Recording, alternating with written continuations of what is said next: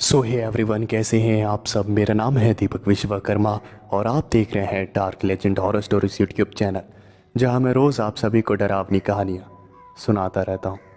और आज की इस वीडियो में मैं आपको पिज़्ज़ा डिलीवरी बॉय की एक डरावनी कहानी जो है वो सुनाने वाला हूं। तो मैं उम्मीद करता हूं कहानी और आवाज़ आपको पसंद आएगी। तो अगर आपको कहानी और आवाज़ पसंद आए तो वीडियो को लाइक करना और चैनल को सब्सक्राइब करना मत भूलना। तो चलिए अपने हेडफोन्स जो है वो लगा लीजिए, कहानी जो है वो शुरू हो रही है। सिद्धार्थ को काफ़ी ज़्यादा लेट हो गया था और वो भागते भागते अपने काम पर पहुंचा। जैसे ही उसने अपने कदम रोके, वैसे ही उसके बॉस ने कहा, सिद्धार्थ आखिर क्या है ये, हमेशा लेट। वक्त की कीमत समझो, वरना बाद में बहुत पछताओगे। सिद्धार्थ एक डिलीवरी बॉय का काम किया करता था। एक पिज़्ज़ा शॉप में वो एक डिलीवरी बॉय था। रोज़ रात को अपनी बाइक से वो डिलीवरी किया करता था, लेकिन उस रात उसकी जो बाइक थी वो ख़राब थी, जिसकी वजह से उसे पैदल ही पिज़्ज़ा डिलीवरी करनी थी। वो बैठा था ताकि कोई ऑर्डर आए, और जब ऑर्डर आए वो पिज़्ज़ा लेकर डिलीवरी करने के लिए निकले। तकरीबन रात के 1 बजे एक कॉल आया और वहाँ काउंटर पे सिद्धार्थ को बुलाया गया। अरे सिद्धार्थ, ये पिज़्ज़ा है, एड्रेस मैं तुम्हें मैसेज कर रहा हूँ, जाके डिलीवर कर दो। सिद्धार्थ ने पिज़्ज़ा उठाया और कहा, ओके सर, मैं जाता हूँ। सिद्धार्थ पिज़्ज़ा लेकर निकला। वो पहली बार पैदल पिज़्ज़ा डिलीवरी करने के लिए जा रहा था। उसने आसपास का नज़ारा देखा तो वहाँ पर काफ़ी ज़्यादा अंधेरा था। उसे जो एड्रेस मिला था वो एक नया एड्रेस था। सिद्धार्थ कभी उस एड्रेस पर गया नहीं था, इसलिए उसे काफ़ी ज़्यादा घबराहट हो रही थी कि आखिर रात के अंधेरे में वो एड्रेस कहाँ पर पड़ेगा। वो सुनसान सड़कों को पार करता हुआ एड्रेस को ढूंढ रहा था। तभी वहां उसे एक पनवाड़ी की शॉप मिली और सिद्धार्थ उस पनवाड़ी की शॉप पर गया। सिद्धार्थ ने उस पनवाड़ी से पूछा, अरे अंकल, ये एड्रेस कहाँ पर पड़ेगा? वो पनवाड़ी अपनी दुकान बंद कर रहा था और उसने अपनी दुकान का शटर नीचे गिराया और वो एड्रेस देखते हुए कहा, अरे ये एड्रेस, क्या काम है? जिसके जवाब में सिद्धार्थ ने कहा, अरे वो पिज़्ज़ा डिलीवरी करनी है। जिसके जवाब में उस पनवाड़ी ने कहा, अच्छा डिलीवरी बॉय हो, बेटा मेरी बात मानो, मत जाओ। और जैसे ही ये बात सिद्धार्थ ने सुनी, तब सिद्धार्थ ने कहा, अरे अंकल आप कैसी बात कर रहे हैं, मेरी तो नौकरी चली जाएगी अगर मैं ऐसे पिज़्ज़ा डिलीवरी नहीं करूंगा तो। और फिर उस पनवाड़ी ने जवाब दिया, अरे बेटा सिर्फ नौकरी जाएगी, ये जो एड्रेस है यहाँ पर जाना बहुत ज़्यादा खतरनाक है, समझे? मेरा काम था बताना, लेकिन तुम्हें फिर भी जाना है तो मैं तुम्हें बता देता हूँ। यहाँ से तकरीबन 1.5 किलोमीटर आगे जाओगे, उसके बाद राइट मुड़ जाना। उसके बाद तकरीबन 500 मीटर पर एक जंगली इलाका आएगा। उस जंगली इलाके में घुस जाना, वहाँ एक रोड जा रही होगी और उस रोड के आखिर में एक मोड़ आएगा। उसी मोड़ पर यह एड्रेस तुम्हें मिल जाएगा। ध्यान रखना, 2 घर है, समझे? सिद्धार्थ ने उस पनवाड़ी को शुक्रिया कहा और उसके बाद वो अपना पिज़्ज़ा लेकर डिलीवरी के लिए निकल पड़ा। रात के अंधेरे में सड़कों पर कुत्ते घूम रहे थे और सिद्धार्थ मन ही मन कह रहा था, अरे यार ये पैदल पिज़्ज़ा डिलीवरी करना कितना ज़्यादा डरावना है। बाइक पर इतना डर नहीं लगता, लेकिन ऐसे पैदल बहुत ज़्यादा डर लग रहा है। काश मेरी बाइक जल्दी ठीक हो जाए, वरना ऐसे तो मैं पिज़्ज़ा डिलीवरी कर ही नहीं पाऊंगा। 1.5 किलोमीटर चलने के बाद सिद्धार्थ राइट मुड़ गया और काफ़ी अंदर जाने के बाद उसे एक जंगली इलाका मिल गया। और जब सिद्धार्थ ने उस जंगली इलाके को देखा तब उसके जो होश थे वो पूरी तरह से उड़ गए, क्योंकि वो जो इलाका था, जंगली इलाका, वो काफ़ी ज़्यादा डरावना भयानक था। उस जंगली इलाके के जो पेड़ थे वो ऐसा लग रहा था जैसे जिंदा हों और अभी खाने के लिए दौड़ पड़ेंगे। सिद्धार्थ जैसे तैसे हिम्मत करके उस जंगली इलाके में घुस गया। जैसे जैसे उस जंगली इलाके में सिद्धार्थ घुस रहा था वैसे वैसे ही अजीब से जानवरों की आवाज़ें सिद्धार्थ को परेशान कर रही थी।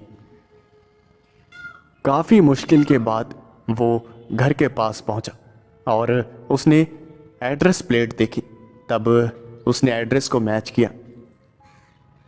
उसने देखा कि एक पुराना सा घर था जिसके ऊपर मकड़ी के जाले लगे हुए थे। सिद्धार्थ ने मन ही मन कहा, ये कैसे अजीब से लोग हैं, घर में सफाई नहीं रखते।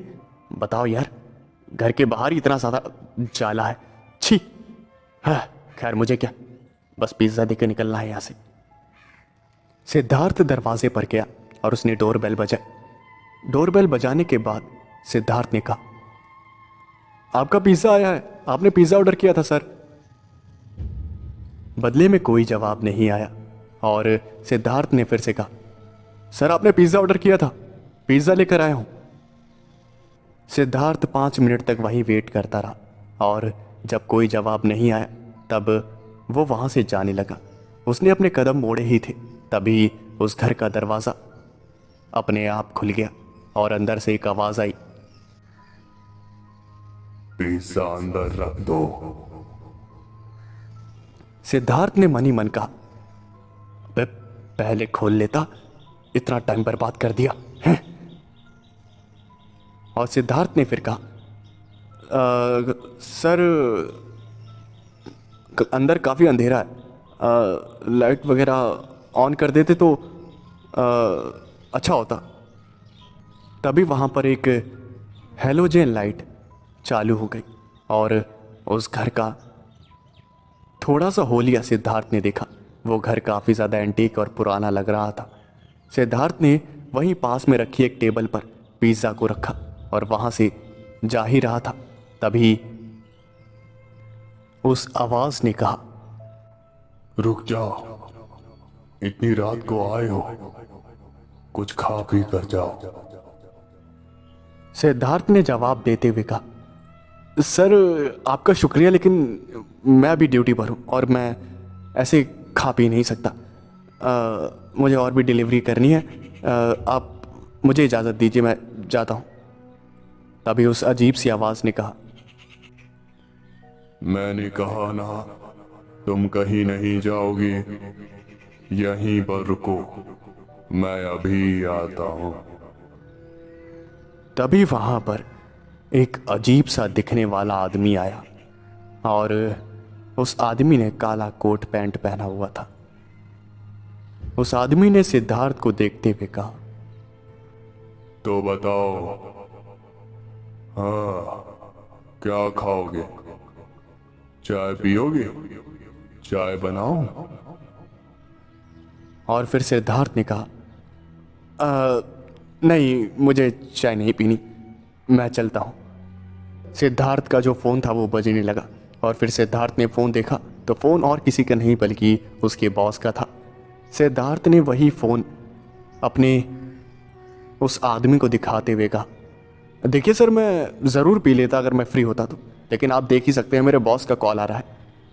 और तभी उस आदमी ने सिद्धार्थ का जो फ़ोन था वो ले लिया और कॉल पिकअप कर ली और उसे कहा, हेलो, हाँ ये जो तुम्हारा डिलीवरी बॉय है वो मेरे घर चाय पी रहा है, उसे वक्त लग जाएगा, इसलिए बार बार फोन करके परेशान मत करना, समझे?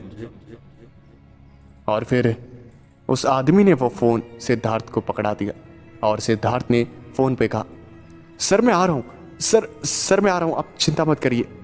और तभी सिद्धार्थ के बॉस ने कहा, बेटा कोई ज़रूरी नहीं है, अगर सर जी कह रहे हैं चाय पीने के लिए तो तुम चाय पी के आराम से आओ। सिद्धार्थ ने उस आदमी का चेहरा देखा तब उस आदमी ने एक अजीब सी मुस्कुराहट के साथ कहा, देखा, मैं कह रहा था ना।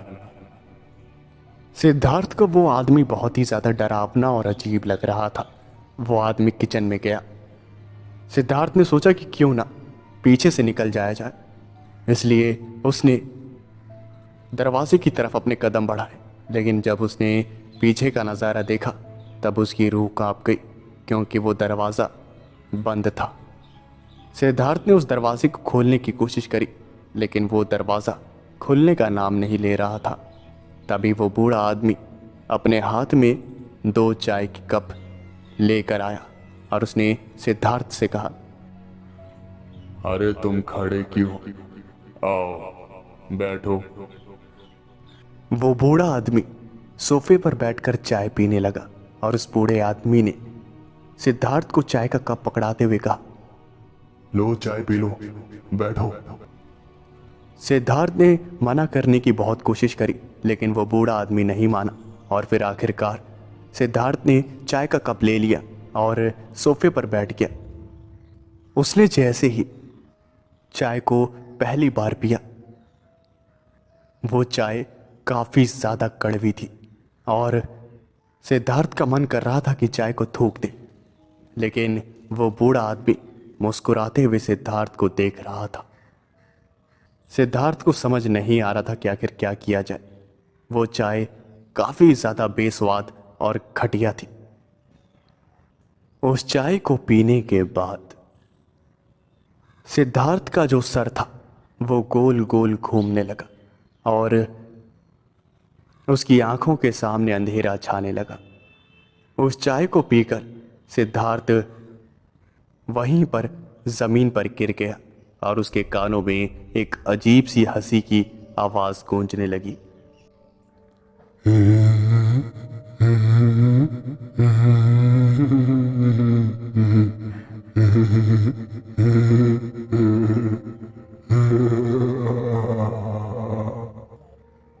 सिद्धार्थ ने अपनी आंखें जैसे तैसे खोली तो उसने देखा वो बूढ़ा आदमी वहीं सिद्धार्थ के सामने खड़ा था और एक अजीब सी मुस्कुराहट के साथ सिद्धार्थ को घूर रहा था। सिद्धार्थ वहीं पर बेहोश हो गया। सुबह सुबह उसकी आंखें खुली, तब उसने देखा कि वहां पर पूरा घर मकड़ी के जालों से भरा हुआ था और फिर सिद्धार्थ ने जब वहां का नज़ारा देखा, उसके पैरों तले ज़मीन खिसक गई। वो भागता हुआ घर के दरवाजे के पास गया और उसने दरवाजे को खोला। दरवाजे से बाहर निकलने के बाद वो रोड पर जाकर लड़खड़ाता हुआ गिर गया। तभी उसके कंधे पर किसी ने हाथ रखा और सिद्धार्थ ने घबराते हुए पीछे देखा। और फिर सिद्धार्थ ने देखा कि पीछे एक आदमी खड़ा था और उस आदमी ने सिद्धार्थ को देखते हुए कहा, अरे भाई, कौन हो तुम और यहां क्या कर रहे हो? जिसके जवाब में उस सिद्धार्थ ने कहा, मैं रात के वक्त पिज्ज़ा डिलीवरी करने आया था। जैसे ही ये बात उस आदमी ने सुनी, उस आदमी ने कहा, अच्छा, अरे भाई, नशा वशा करते हो क्या? हाँ, रात को मैंने कितनी देर पहले ऑर्डर किया था और तुम आए नहीं और अब आ रहे हो। तुम पागल हो क्या? अगर नहीं पिज्ज़ा दे सकते, नहीं सेल कर सकते तो फिर बंद कर दो अपनी दुकान। जिसके जवाब में सिद्धार्थ ने कहा, अरे जिस एड्रेस पर पिज्ज़ा को डिलीवर करना था यही तो एड्रेस है। और अंदर एक अजीब सा आदमी बैठा हुआ था और उसी को पिज्ज़ा दिया था मैंने। उसने पता नहीं क्या पिला दिया मुझे और मैं बेहोश सा हो गया। और फिर उस आदमी ने कहा, अच्छा, तो तुम इस घर में गए थे? हाँ, पक्का नशा करते हो तुम। अरे भाई, ये घर सालों से बंद है। तकरीबन 50-60 साल पुराना घर है ये, और 40-50 साल से तो यहां कोई रह ही नहीं रहा। घर की हालत देखकर नहीं पता लग रहा कि यहाँ कोई रहता भी होगा या नहीं रहता होगा। और एड्रेस दिखा ना, किस एड्रेस पर डिलीवर करना था तुमको। और फिर सिद्धार्थ ने उस आदमी को एड्रेस दिखाया और फिर उस एड्रेस को देखते हुए उस आदमी ने कहा, ये देखो, ये एड्रेस है ना, ये मेरे घर का एड्रेस है। ये आओ आओ मैं तुम्हें दिखाऊं। ये देखो, ये मेरे एड्रेस का है।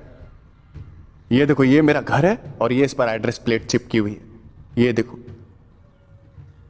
तो उस घर में क्या करने के लिए चले गए तुम? और फिर सिद्धार्थ ने कहा, अरे सर, इस घर पर भी तो वही एड्रेस प्लेट चिपका हुआ था जो इस पे लिखा हुआ है। एक घर के 2 एड्रेस प्लेट कैसे हो सकते हैं? और फिर उस आदमी ने कहा, अच्छा दिखा मुझे।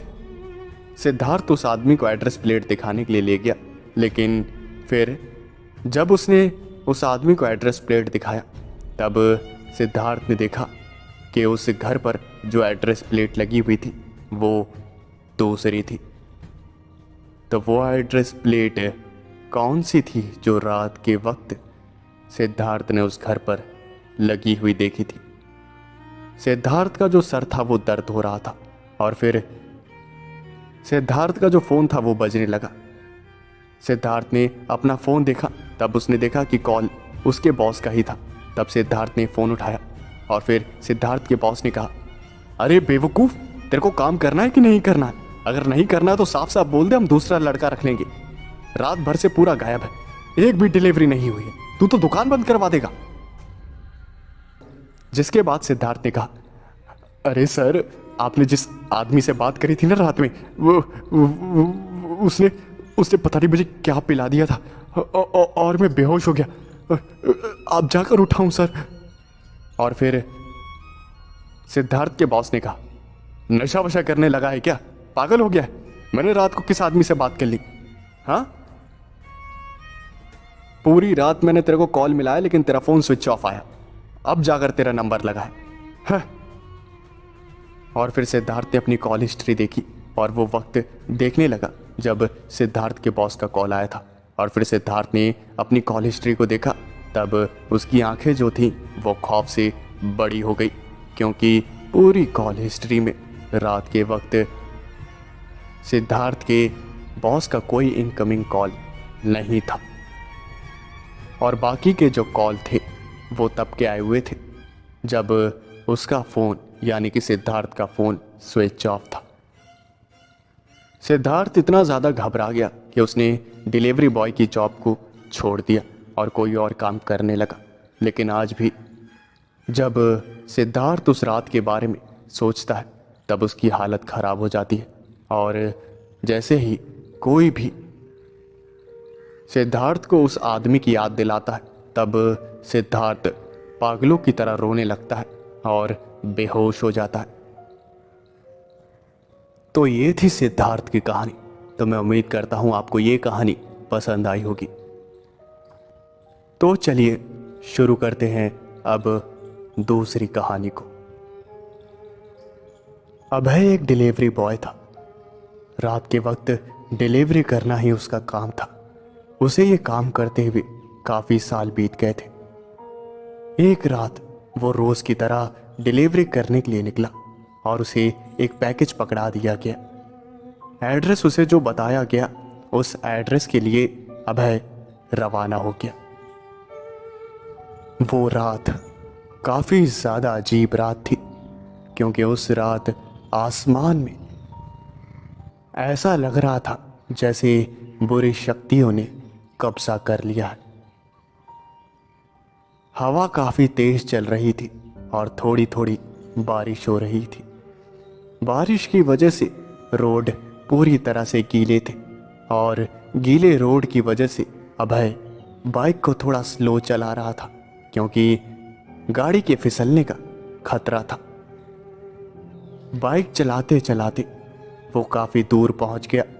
उसने एड्रेस को देखा, तब एड्रेस उससे तकरीबन 15 किलोमीटर दूर था।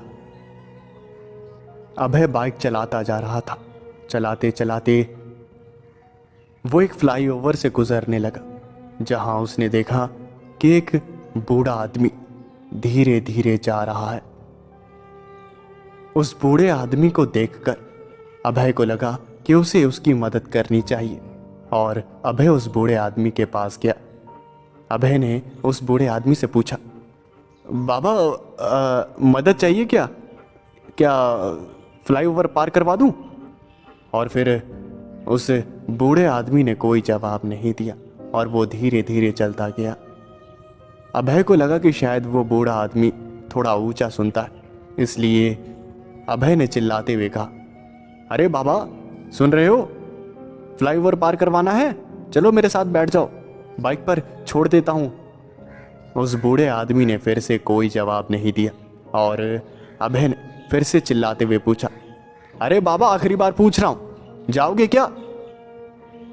फ्लाईओवर बहुत ज्यादा लंबा है, ये चलते चलते टांगे दर्द हो जाएगी तुम्हारी भलाई के लिए कह रहा हूं, आ जाओ बैठ जाओ। उस बूढ़े आदमी ने फिर भी कोई जवाब नहीं दिया और अभय को लगा कि शायद उसे मदद की जरूरत नहीं है, इसलिए वो अपनी बाइक पर बैठा और फ्लाईओवर पार करने लगा। फ्लाईओवर पार करने के बाद एक जंगल के अंदर से जाती हुई रोड से अभय गुजर रहा था। तभी उसने देखा कि वो बूढ़ा आदमी उसकी बाइक के आगे आगे चल रहा था। अभय को अपनी आंखों पर यकीन नहीं हुआ क्योंकि वो फ्लाईओवर को काफी पीछे छोड़कर आगे बढ़ गया था, लेकिन वो बूढ़ा आदमी इतनी जल्दी अभय से आगे कैसे पहुंच गया, अभय को कुछ भी समझ नहीं आ रहा था। अभय ने अपनी बाइक की रफ्तार बढ़ाई और वहां से काफी आगे पहुंच गया। तकरीबन 4-5 किलोमीटर आगे पहुंचने के बाद फिर से अभय ने देखा कि वो बूढ़ा आदमी उसकी बाइक के आगे था। अभय की जो घबराहट थी वो काफी ज्यादा बढ़ गई थी। वो आदमी बार बार उसकी बाइक के आगे कैसे आ जा रहा था, अभय को कुछ भी समझ नहीं आ रहा था। अभय ने अपनी बाइक को साइड में लगाया और बाइक से उतरकर उस बूढ़े आदमी से कहा, अरे बाबा आप वही है ना जो कि फ्लाईओवर पर मिले थे? अरे जरा सुनिए तो, मैं आपसे ही बात कर रहा हूं। लेकिन उस बूढ़े आदमी ने कोई जवाब नहीं दिया। अभय ने फिर से चिल्लाते हुए कहा, अरे बाबा आप वही है ना जो फ्लाईओवर पर मिले थे? अरे जरा जवाब तो दीजिए। आपने उस वक्त भी कोई जवाब नहीं दिया, इस वक्त भी कोई जवाब नहीं दे रहे। अभय ने बोला, अजीब आदमी है, पहले मदद के लिए बोला फिर भी नहीं सुना और अब फिर से बोल रहा हूं तो फिर से नहीं सुन रहा। पता नहीं क्या हो रहा है मेरे साथ। अभय फिर से बाइक पर बैठा और फिर से बाइक स्टार्ट करके आगे बढ़ गया, लेकिन बार बार उसके साथ एक ही चीज हो रही थी। 5 किलोमीटर बाद वो बूढ़ा आदमी फिर से अभय को नजर आने लगता। अभय ने जैसे तैसे उस रात वो जो पार्सल था वो डिलीवर किया और उस रात उसने वो पार्सल डिलीवर करने के बाद जब अपनी बाइक पर बैठा तब उसने देखा कि वही बूढ़ा आदमी वहां से चलता हुआ गुजर रहा था।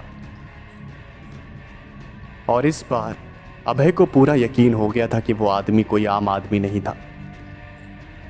अभय के सर में दर्द होने लगा और वो जैसे तैसे अपने घर पहुंचा।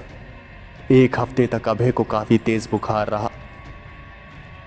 उसके बाद अभय को पता चला कि वो जिस फ्लाईओवर से गुजर रहा था वहां कई लोगों को एक बूढ़ा आदमी नजर आया है और वो बूढ़ा आदमी किसी को नुकसान तो नहीं पहुंचाता, लेकिन उसे देखने वाला काफी ज्यादा डर जाता है और परेशान होने लगता है।